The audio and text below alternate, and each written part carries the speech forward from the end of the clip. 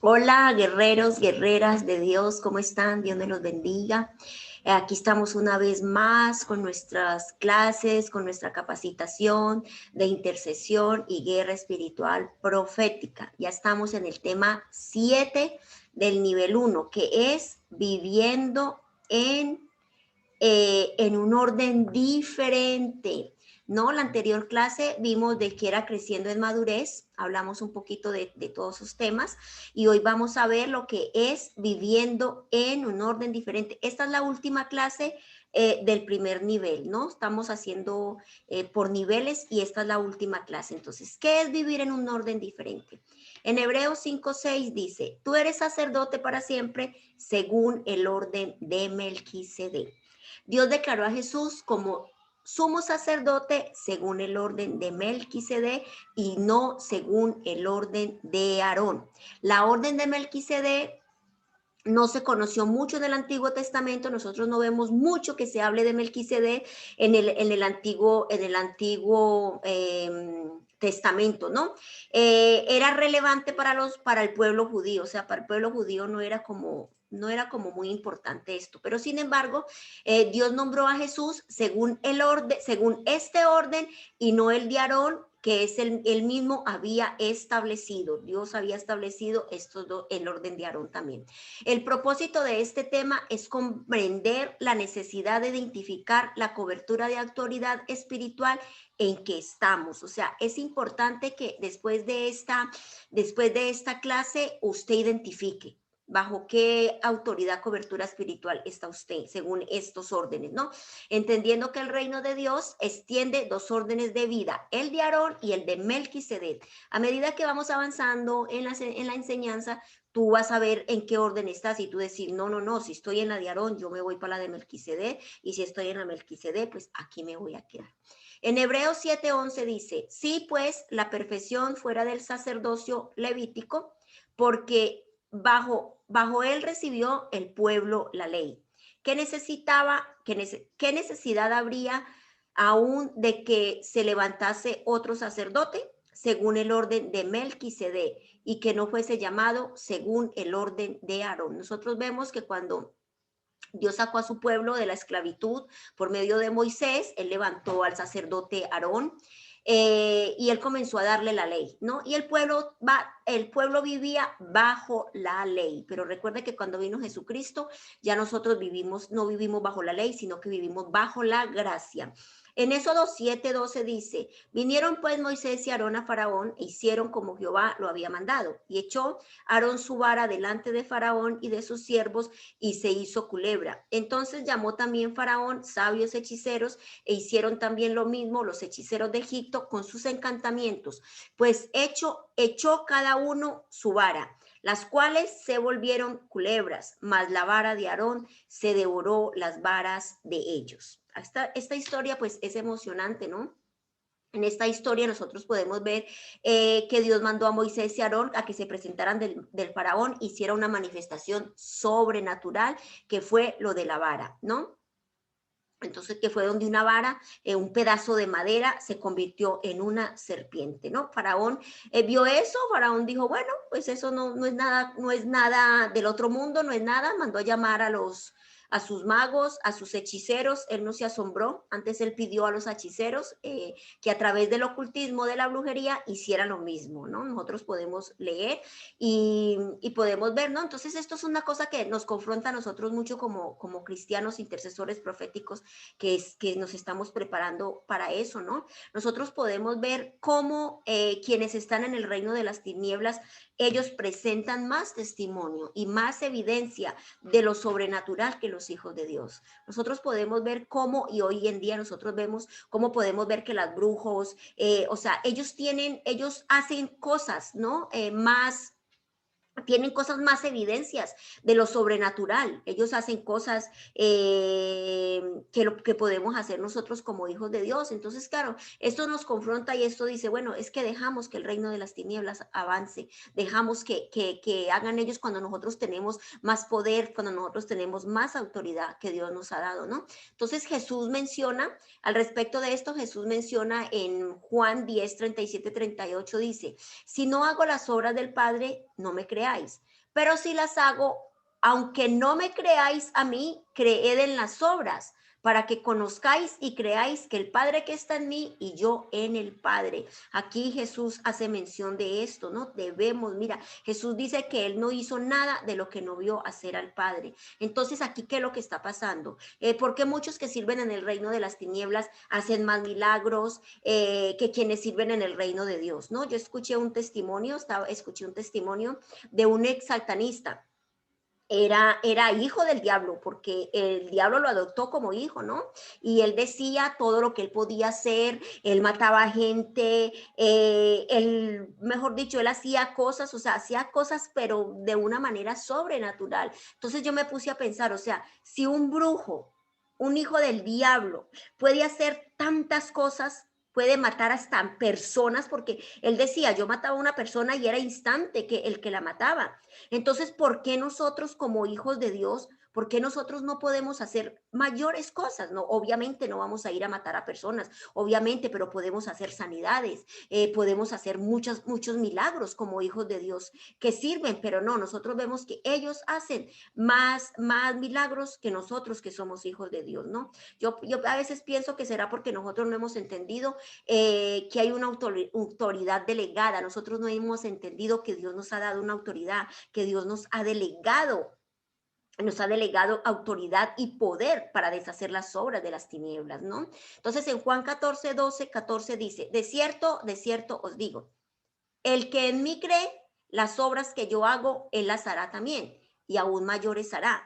Porque yo voy al Padre y todo lo que pidieres al Padre en mi nombre, lo haré, para que el Padre sea glorificado en el Hijo, y si algo pidieres en mi nombre, yo lo haré. Aquí dice, mira Jesús lo que dice, que todo lo que pidamos al Padre, lo hagamos por medio de Él, porque Él va al Padre. Él es nuestro intercesor, Él es el que está abogando por nosotros. Entonces, todo lo que tenemos que hacer, o sea, ¿por qué no se nos ha revelado ese poder tan grande que hay en el nombre de Jesús? ¿Por qué no se nos ha revelado que nosotros haremos cosas más grandes y mayores que Él? Porque Él lo dijo en su palabra. Entonces, a veces pienso que es por eso, porque nosotros no hemos entendido ese poder y esa autoridad que hay en nosotros como hijos de Dios. Vamos a ver qué es el orden de Aarón, ¿no? El primer orden es el orden de Aarón. El orden de Aarón es la orden de los rituales, sacrificios, ceremonias, prohibiciones y pecado, ¿no? Del juicio de un pecador, donde siempre se tiene una piedra en la mano para matar al que falla y no con una palabra en el espíritu, ¿no? Este orden es el orden donde se hacían los sacrificios, donde se hacían los rituales, todo era prohibido, todo era pecado. Entonces aquí en esto podemos ver de que siempre se tenía una piedra para matar a aquel que fallaba, porque en aquel tiempo se apedreaba a las personas que pues, cometían algún fallo, alguna falta, ¿no? En Juan 8, 3, 11 dice, entonces los escribas y los fariseos le trajeron una mujer sorprendida en adulterio y pidiéndole en medio le dijeron, maestro, esta mujer ha sido sorprendida en el acto mismo del adulterio y en la ley nos mandó Moisés apedrearla a tales mujeres. ¿Tú pues qué dices? Mas esto decían tentándole para poder acusarle. Pero Jesús, inclinándose hacia el suelo, escribía en la tierra con el dedo y como insistían en preguntarle, se enderezó y les dijo, el que de vosotros esté sin pecado, sea el primero en arrojar la piedra contra ella. E inclinándose de nuevo hacia el suelo, siguió escribiendo en tierra.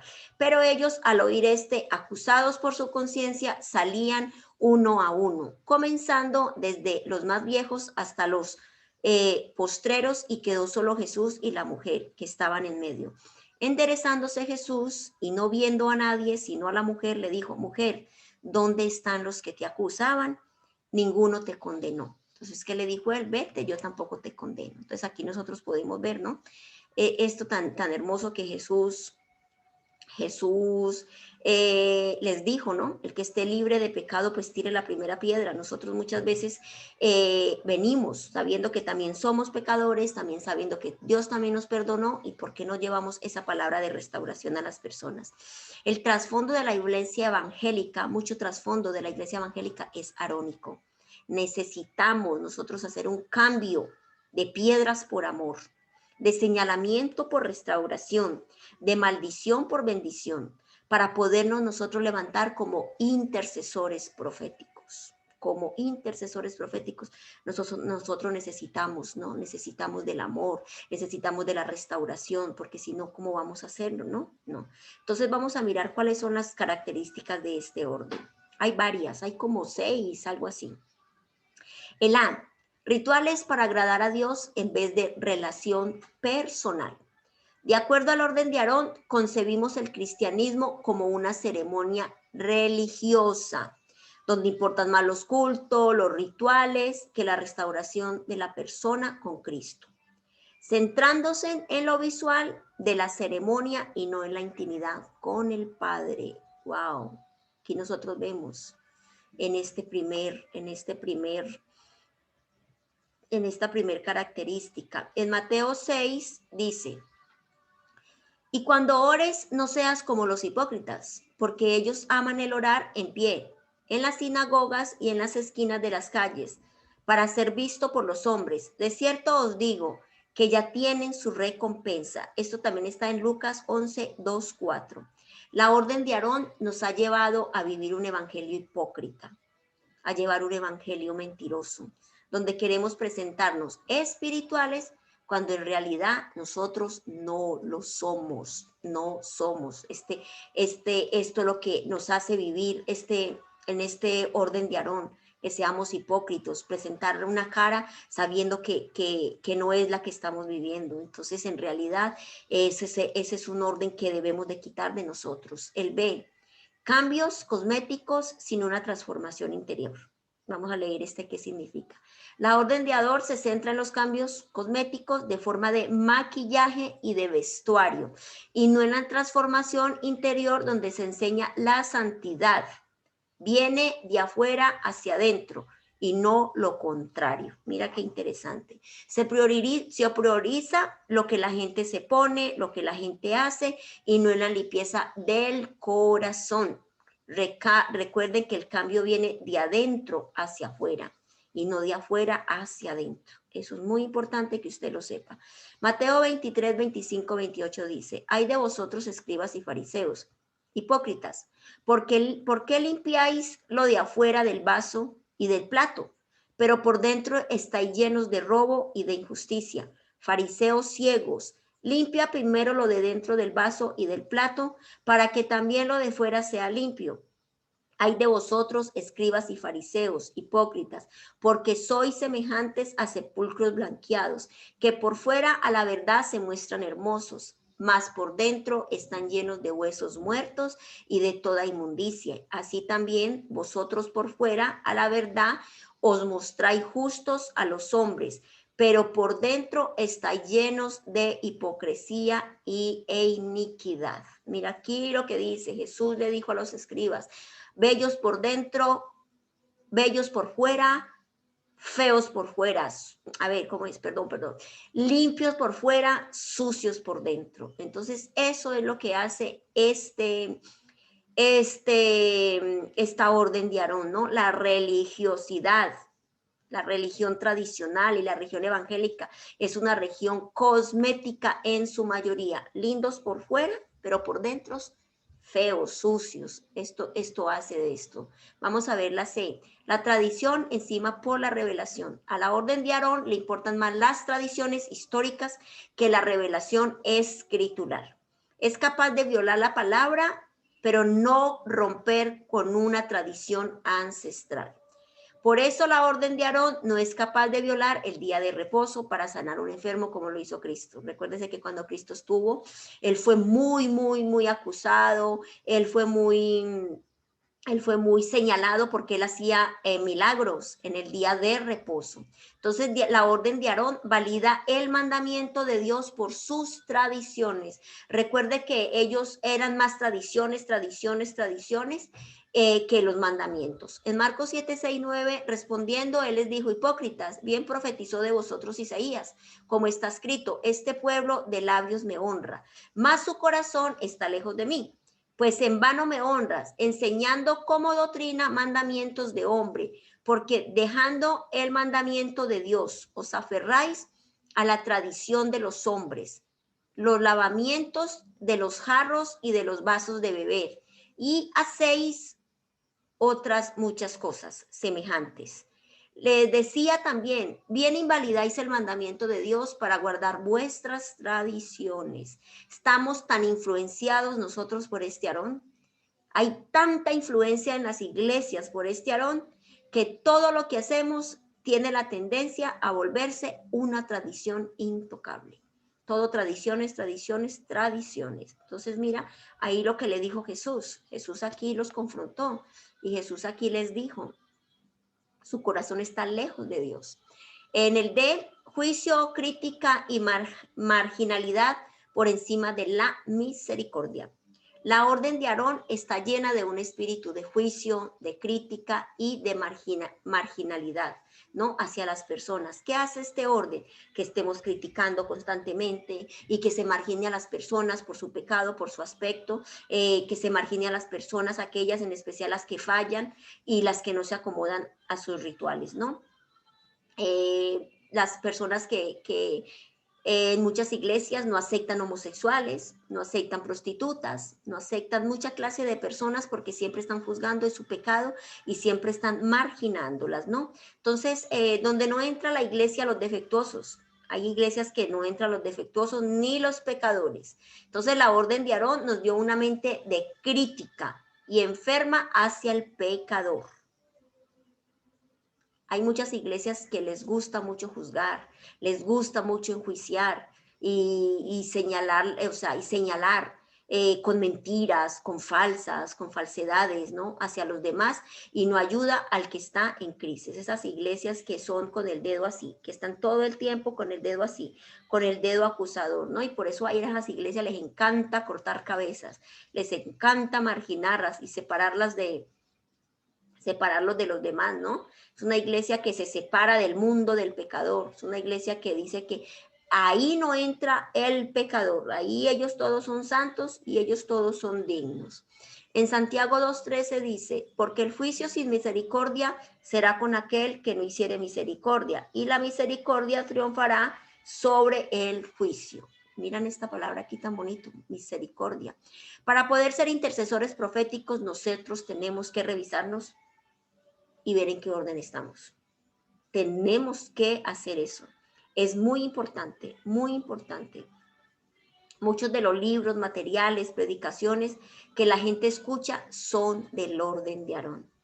Muchas cosas, vemos muchos predicadores que lo único que predican es juicio y que lo único que predican y no tienen misericordia. Entonces, esto no está bajo el orden correcto y nosotros eh, tenemos que revisar nuestro corazón, tenemos que mirar a ver qué es lo que hay. Vamos a ver qué es un evangelio coercitivo. Este evangelio coercitivo quiere decir represivo y dominador. Este es un evangelio que le encanta asustar a la gente con juicios, con castigos, con maldiciones, donde están acusando, donde están asustando a la gente. Si te vas de la iglesia, vas a ser castigado. Si te vas de aquí, te vas a morir. O sea, les encanta traer juicios sobre la gente. Y la gente está ahí bajo ese, o sea, la gente está ahí en ese lugar porque tienen miedo, porque tienen temor, ¿no? Y la gente sigue ahí y no se mueven por eso. Ofrendan, diezman y están ahí es por temor y no por amor. Este es un orden de Aarón. Esta iglesia, ese lugar está bajo el orden de Aarón. Vamos a ver el orden de Melquisedec. A ver, el orden de Melquisedec, este es hermoso, lindo. El propósito es entender que en Cristo Jesús tenemos la herencia de Melquisedec. y que Él está en ese orden. Nos insta a vivir un estilo de comunidad basado en los principios de su fundador. En este orden, nosotros nos lleva a que vivamos una vida en Cristo, una vida conforme a la del Señor. Entonces vamos a ver qué es ese orden, ¿no? Vamos a ver en el Salmo 110:4 dice, juró Jehová y no se arrepentirá. Tú eres sacerdote para siempre según el orden de Melquisedec. De Melquisedec ya como habíamos hablado, no se sabe mucho, son pocas las referencias bíblicas que hay. Pero para Dios fueron suficientes, ¿no? Para profetizar que su hijo sería sacerdote conforme a este orden, ¿no? Conforme al sacerdocio de Melquisedec, ¿no? Entonces vamos a mirar aquí cómo es que aparece Melquisedec en escena. Vamos a ver aquí dónde es que se habla de Melquisedec. En Génesis 14:17 dice, Melquisedec bendice a Abraham. En esta historia nosotros vemos que cuando Abraham venía de la derrota de Kedorlaomer y de los 5 reyes que con él estaban, salió el rey de Sodoma a recibirlo al valle de Sabel, que es el valle del rey. Entonces Melquisedec, rey de Salem y sacerdote del Dios Altísimo, sacó pan y vino y le bendijo diciendo, bendito sea Abraham del Dios Altísimo, creador de los cielos y de la tierra. Bendito sea el Dios Altísimo que entregó sus enemigos en tu mano y le dio a Abraham los diezmos de todo. Mira, esta historia es hermosa. Esta historia la podemos leer más a fondo, como siempre les he dicho, en los rollos de Melquisedec. En ese rollo usted va a leer, a ver más a profundidad esta historia de cómo Abraham, siendo un pastor de ovejas, cómo Abraham, sin tener un ejército, sin ser rey, cómo Abraham vence estos 5 reyes. Es increíble de ver cómo Abraham viene la conquista, ¿no? Y después de que él viene de rescatar a su sobrino y a todos los que estaban cautivos, él se encuentra con Melquisedec. Ahí fue el primer encuentro que se habla de Melquisedec, ¿no? Entonces, este sacerdote aparece cuando tú vienes de recuperar lo perdido. Cuando Abraham se encontró a Melquisedec, cuando él vino de recuperar lo que supuestamente se estaba perdiendo, que era su sobrino. Entonces, cuando tú luchas en fe, cuando tú recuperas las finanzas, cuando tú recuperas tu familia, se te va a revelar Melquisedec. Melquisedec es un orden de restitución. Recuérdese que Jesús vino a restituir todo lo que se había perdido. Pablo nos ayuda en Hebreos con algunos detalles relevantes de Melquisedec. Hebreos 7:3:1 dice, el sacerdocio de Melquisedec. Por esto Melquisedec, rey de Salem, sacerdote del Dios Altísimo, que salió a recibir a Abraham, que volvía de la derrota de los reyes, y le bendijo, a quien asimismo dio a Abraham los diezmos de todo, cuyo nombre significa primeramente rey de justicia y también rey de Salem. Esto es rey de paz, sin padre, sin madre, sin genealogía, que ni tiene principio de días ni fin de vida, sino hecho semejante al Hijo de Dios, permanece sacerdote para siempre. Otro poquito de historia que les voy a contar de lo que está en los rollos de Melquisedec, es que cuando Abraham viene con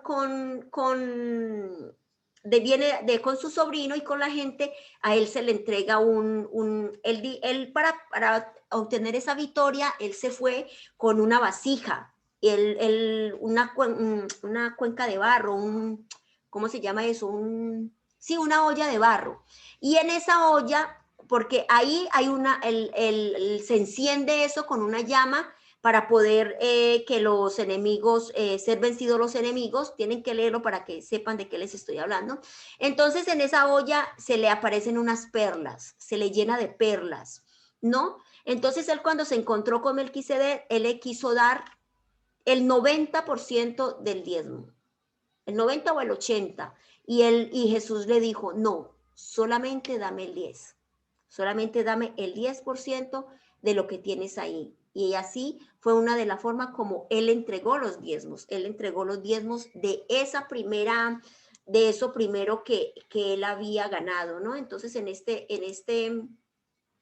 En este orden nosotros vemos de que Él se nos va a revelar a nosotros cuando nosotros vengamos de recuperar, ¿no? ¿Cuántas familias no tenemos perdidas? ¿Cuántas familias no están por ahí, hijos caminando fuera del hogar, fuera de los caminos del Señor? Entonces, esto es muy importante, esto es bien importante que nosotros se nos revele este sacerdocio, que se nos revele porque es importante para que usted camine bajo este orden. Nosotros vemos de que Melquisedec es un rey, sacerdote. Ya vimos que si no tiene familia, no tiene, o sea, no tiene un trasfondo, decir que tiene abuelo, que tiene esto, ¿no? Un principio sin fin. Es decir, que vive en la eternidad y no en la temporalidad. En otras palabras, Melquisedec no es otra persona sino Jesús, manifestado en el antiguo pacto. Entonces vamos a ver cuál es la herencia para nuestras vidas. Vamos a ver qué nos promete este orden. Primero, la herencia de doble funcionalidad. Melquisedec era rey de Salem y sacerdote del Dios Altísimo. Tenía una doble función que la orden de Aarón no tenía. Entonces aquí vamos a ver cuál. Él como rey gobernaba, pero como sacerdote también adoraba. Como rey conquistaba y como sacerdote intercedía. Como rey batallaba y como sacerdote ofrecía sacrificio. Como rey se movía en el mundo físico y como sacerdote se movía en el mundo espiritual. Entonces Melquisedec, nosotros vemos aquí que tenía dos funciones, las de sacerdote y las de rey. Entonces nosotros podemos ver como rey el que hacía, pero también podemos ver como sacerdote también él lo que hacía, o sea, él también hacía su función de sacerdote, ¿no? Entonces la iglesia ha estado presa, muchas iglesias han estado presas en el orden de Aarón, han estado presas por años y solo han operado en lo sacerdotal sin entender la palabra de Dios, sin entender a la luz de la revelación de la doble racionalidad de Melquisedec, que tenemos que entender. Las iglesias solo se mueven en ese solo orden, en ese solo de Aarón, sin saber que si nos movemos en el orden de Melquisedec, somos reyes y somos sacerdotes. Somos reyes y somos sacerdotes. Apocalipsis 1, 4, 6 dice, Juan a las 7 iglesias que están en Asia, gracias y paz a vosotros, del que es y que era y que ha de venir, y de los 7 espíritus que están delante de su trono, y de Jesucristo, el testigo fiel, el primogénito de los muertos y el soberano de los reyes de la tierra, al que nos amó y nos lavó de nuestros pecados con la sangre, y nos hizo reyes y sacerdotes para Dios su Padre. Aquí en el versículo 6 dice, nos hizo reyes y sacerdotes para Dios su Padre. A Él sea la gloria, el imperio por los siglos de los siglos. Amén. La iglesia intercesora es una iglesia de reyes y sacerdotes. Nosotros como iglesia intercesora que somos, nosotros como intercesores, nosotros nos tenemos que mover como reyes, como sacerdotes, porque pertenecemos a la orden de Melquisedec. Nosotros como reyes estudiamos y podemos penetrar en los gobiernos, podemos penetrar en las artes. Nosotros como reyes, nosotros podemos prepararnos para influenciar en esos 5 montes. Acuérdense que es el gobierno, la economía, las artes, la ciencia, los deportes, todas esas cosas nosotros tenemos que entrar, tiene que prepararse. Por eso es que esta nueva generación tiene que caminar bajo el orden de Melquisedec, tiene que prepararse para que el Señor los coloque en esos 7 montes, para que desde ahí comiences a gobernar como rey y te puedas mover como sacerdote, ¿no? Entonces, como sacerdote nosotros servimos a Dios y ofrecemos adoración. Recuerde, adoradores, no solamente el que canta, nosotros somos reyes, sacerdotes, y también tenemos que hacer la función de sacerdote. ¿Qué hacía el sacerdote? Adorar. ¿Qué hacía el sacerdote? Buscar la presencia de Dios. Eso es lo que nosotros tenemos que servir al Señor. El segundo, la herencia de la bendición. Melquisedec tiene una bendición en su mano. ¿Cuál es? Que no hay juicio en su boca, No hay juicio en su boca. En Génesis 14, 18, 19 nos enseña que Melquisedec apenas se encontró con el triunfante Abraham, que él venía cansado, él venía golpeado, lo que hizo fue bendecirlo saliendo al encuentro. ¿Con qué?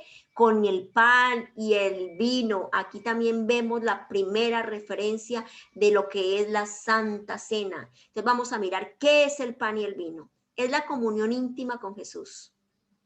Melquisedec le dio la cena del Señor a Abraham y la cena es la comunión, la cual está sostenida por los dos principios poderosos.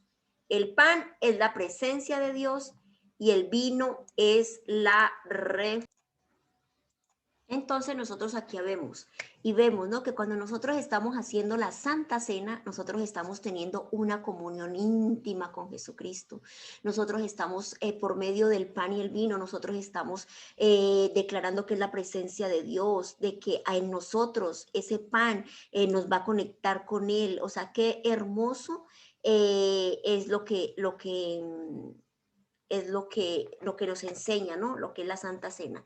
En Mateo 9, 16, 17 dice, nadie remienda un vestido viejo con un retazo de tela nueva, porque el remiendo fruncirá el vestido y la rotura se hará peor. Ni tampoco se echa vino nuevo en odres viejos. De hacerlo así, se reventarán los odres, se derramará el vino y los odres se arruinarán. Más bien, el vino nuevo se echa en odres nuevos y así ambos se conservarán. ¿No? Qué hermoso esto aquí. La orden de Melquisedec es la orden de una relación íntima con Jesucristo, una relación sin ritualismo ni ceremonias. O sea, tú entras a tu lugar secreto, tú entras en esa intimidad, tú entras en esa comunión con Jesucristo. Qué hermoso cuando se nos ha revelado Jesucristo en nuestras vidas, cuando hemos salido, cuando nos hemos encontrado con Él, ¿no? Muchas veces dice, ay, cuando Jesús me encontró, cuando yo encontré a Jesús. No, no, no, Jesús no estaba perdido, el que estábamos perdido era nosotros. Y es al contrario, cuando Jesús me encontró. Qué lindo es cuando lo conocemos, tenemos esa relación íntima con Él. La tercera es la herencia de un lenguaje de bendición y no de maldición. Nosotros tenemos que quitar ese lenguaje de maldición de nuestras bocas porque nos encanta tener una palabra ahí de maldición en nuestras bocas. No, tenemos que quitar eso, ¿no? Ese lenguaje de maldición, de temor y castigo, ¿no? Porque en Dios eso todo es de que viene del orden de Aarón, son herencias arónicas. El lenguaje de Melquisedec es el lenguaje de bendición a los guerreros, es el lenguaje de vida para las personas, para todos los que están a nuestro alrededor. Escrito está que nuestro verdadero Melquisedec nos bendijo en los lugares celestiales. Efesios 1, 3, 4. Bendiciones espirituales en Cristo, tiene como título. Bendito sea el Dios del Padre nuestro Señor Jesucristo, que nos bendijo con toda la bendición espiritual en los lugares celestiales en Cristo, según nos escogió en Él antes de la fundación del mundo, para que fuésemos santos y sin manchas delante de Dios. Entonces aquí nosotros vemos, dice que Él nos escogió antes de la fundación del mundo. ¿Para qué? Para que viviéramos en los lugares celestiales juntamente con Cristo. Con Cristo, dice ahí. El cuarto es la herencia de la libertad generacional. Abraham le dio los diezmos del botín a Melquisedec. Abraham nadie le obligó, nadie le manipuló, nadie le amenazó, sino que él entendió que eso era un botín de guerra y que el botín de la guerra no era de él, sino de Dios que le dio la victoria. Entonces él entendía que él debía honrar al rey y sacerdote con sus diezmos. Lea el libro para que entienda mucho mejor. El diezmo de Abraham no está dentro del marco de la ley. Eso no está en la ley. Es una acción de la liberalidad ante una victoria de guerra sobrenatural. Por eso es que a mí muchas veces me preguntan, o sea que el diezmo, ¿qué tenemos? Con personas que dicen, es que yo no entiendo lo del diezmo, ¿qué tengo que hacer? Yo siempre les digo, pídele al Señor que te revele. Pídele al Señor que te revele, para que cuando tú vengas y lo des, no lo des por obligación, no lo des por miedo, no lo des por eso, sino que lo des porque en ti ha habido una revelación de lo que son los diezmos, ¿no? Entonces, hay gente que dice que el diezmo es de la ley, que es de Aarón y que por eso no hay que diezmar. Mucha gente se excusan en eso, que como es de la ley, como es de Aarón, entonces que ya no tienen que diezmar. Ya muchas personas se basan en eso, ¿no? Pero Abraham no está bajo el sacerdocio arónico, sino bajo el orden de Melquisedec. Y en el orden de Melquisedec, cada vez que yo recibo un botín o bendición, debo presentarme con mis diezmos de gratitud y de honra. O sea, yo debo agradar, yo debo esto, porque es un botín que se está dando, es una bendición que se está dando, es un botín de guerra que traes por algo. Entonces nosotros debemos presentarnos con nuestros diezmos y nuestras ofrendas para demostrar nuestra gratitud y nuestra honra. En la ley hay mandamientos de tomar los diezmos, pero lo grande de Melquisedec es que sin ser sacerdote arónico o levítico, tomó los diezmos de Abraham. Él tomó los diezmos de Abraham. Lo que pasa es que la Biblia no nos explica muchísimo de todo esto, pero Melquisedec sí tomó el 10%, porque ya les conté que él le iba a dar el 90 o el 80 y él dijo, no, solo dame la 10ª parte de lo que tienes ahí. Y él le recibió. En Hebreos 7, 6, 4, 6 dice, considerad pues la grandeza de este hombre, a quien Abraham, el patriarca, dio los diezmos de lo mejor del botín, y en verdad los de los hijos de Leví, que reciben el oficio de sacerdote, tienen mandamiento en la ley de recoger el diezmo del pueblo, es decir, de sus hermanos, aunque estos son descendientes de Abraham, pero aquel cuya genealogía no viene de ellos. Recibió el diezmo de Abraham y bendijo al que tenía las promesas. Esta cita nos pone de presente las razones por las cuales Abraham diezmó. Entonces nosotros vamos a ver cuál fue la primera. La primera es por la honra a un rey relevante. La segunda, porque el menor es bendecido por el mayor. En otras palabras, Jesús siempre bendice mis finanzas y mi vida porque Él es mi rey. La tercera, por el contenido generacional. En Hebreos 7, 9, 10 dice, Abraham no diezmó por causa de la ley, sino la ley estableció el diezmo por causa de Abraham, pues él ya estaba diezmando. Leví, la 4ª generación de Abraham. Mira lo que dice este versículo. Yo he leído y no se habla en otra parte del diezmo. A partir de Abraham es que sí ya se escucha el diezmo. En el otro lado decían que traían una ofrenda a Jehová, Adán y Eva, Caín y Abel trajeron una ofrenda, y pues siempre se hablaba era de ofrenda, no se hablaba de diezmos, pero a partir de Abraham sí se comenzó a hablar de los diezmos. Si la perfección fuera o hubiera podido obtenerse por medio del sacerdocio levítico, da a entender que algo estaba faltando, ¿no? El problema era que nada que había en el sistema de leyes que establecidos por el sacerdocio arónico había producido la perfección requerida por Dios. Aquí nosotros vemos de que esto fue establecido en ese sacerdocio, en el sacerdocio arónico, también fue establecido por Dios, porque recuerde que Dios fue el que dio las leyes, ¿no? Entonces no había necesidad de que otro sacerdote, uno mejor, Jesús, por ser linaje del real de Leví, perteneciera a la tribu de Judá, no a la tribu sacerdotal de Leví. Nosotros vemos que Jesús no pertenecía a la tribu de Leví, él pertenecía a la tribu de Judá. Entonces, por consiguiente, dice, no, entonces no era rey, no era sacerdote, porque no pertenecía a la tribu de Leví. Entonces, claro, por tanto, tuvo que cambiarse esa ley, se tuvo que cambiar. Entonces aquí nosotros vemos de que cuando Jesucristo murió, que Jesucristo no venía de la tribu de Leví, o sea, no había necesidad porque él no venía Él no venía de esa tribu. Él murió y cuando él murió, el velo del templo se rasgó y la sangre del cordero pascual fue reemplazada por la sangre de Cristo.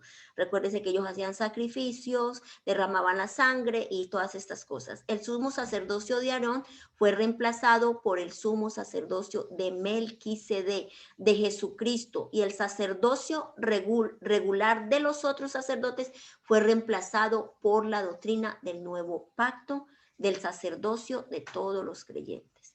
Cristo, como sumo sacerdote de la iglesia, es la cabeza y el sacerdocio de los creyentes en su cuerpo. Entonces, aquí nosotros hemos visto los dos sacerdocios que han habido. Entonces, tú te preguntarás, ¿a qué sacerdocio pertenezco? ¿A qué sacerdocio debo pertenecer? Según lo que hemos visto, nosotros como intercesores tenemos que pertenecer al sacerdocio de Melquisedec. Si tú estás caminando en ese sacerdocio arónico, si tú estás bajo esas leyes, si tú estás que tienes a toda hora una piedra en tu mano para juzgar, para criticar, si tú estás bajo este sacerdocio, pues yo te invito a que le digas al Señor que ya no quieres pertenecer ahí, ya no quieres, que tú quieres caminar en un orden diferente, porque así es el título de esta enseñanza, viviendo en un orden diferente. Y vivir en un orden diferente es quitar todo lo que viene de ese orden de Abraham, donde son rituales, donde no hay una transformación dentro de su corazón, donde todos son tradiciones, donde hay juicio, crítica, donde marginan a las personas, donde las personas no tienen misericordia, no tienen misericordia del perdido, no tienen misericordia de nadie, ¿no? Entonces nosotros debemos hoy decirle al Señor, Señor, yo quiero salir de ese orden arónico y ponerme, Señor, en el orden de Melquisedec, porque sé que soy rey y sacerdote. Y como hablamos anteriormente, como rey, yo puedo gobernar. Yo puedo gobernar en mi casa, yo puedo gobernar en mi nación, yo puedo gobernar en mi territorio. Pero como sacerdote, yo te voy a adorar, Señor. Como rey, yo voy a conquistar. Yo voy a conquistar mis finanzas, yo voy a conquistar mi salud, yo voy a conquistar mis hijos para Cristo, yo voy a conquistar los territorios, Señor, que tú nos has entregado. Pero como sacerdote voy a interceder. O sea, todo va cogidito de la mano. Como rey, yo voy a batallar. Voy a batallar en el mundo espiritual. Voy a batallar, Señor. Voy a batallar contra el enemigo. Pero como sacerdote, yo voy a traer sacrificio. Yo no voy a traer un cordero, una paloma, pero yo voy a ofrecer sacrificio. Voy a sacrificar mi tiempo. Voy a sacrificar la comida. Voy a traer sacrificio de adoración, de alabanza para ti, Señor. Como rey, yo me muevo en este mundo físico, pero como sacerdote yo me voy a mover en ese mundo espiritual, porque sé que mis luchas y mis batallas las tengo que conseguir primero en el mundo espiritual. En el mundo espiritual es donde nosotros vamos a conquistar, vamos a ir ahí. Dice que la lucha no es contra cuerpo y sangre, sino contra principados, gobernadores, potestades, que se mueven en las legiones celestes. Nuestra guerra es en el mundo espiritual. Entonces aquí nosotros vemos como rey tenemos unas funciones y como sacerdotes también tenemos otras. Nosotros cada día tenemos que pedirle, Señor, yo quiero caminar bajo este sacerdocio. Yo quiero, Señor, yo quiero. Señor, yo quiero esa comunión íntima a la hora de que yo esté haciendo la Santa Cena. Yo me quiero, Señor.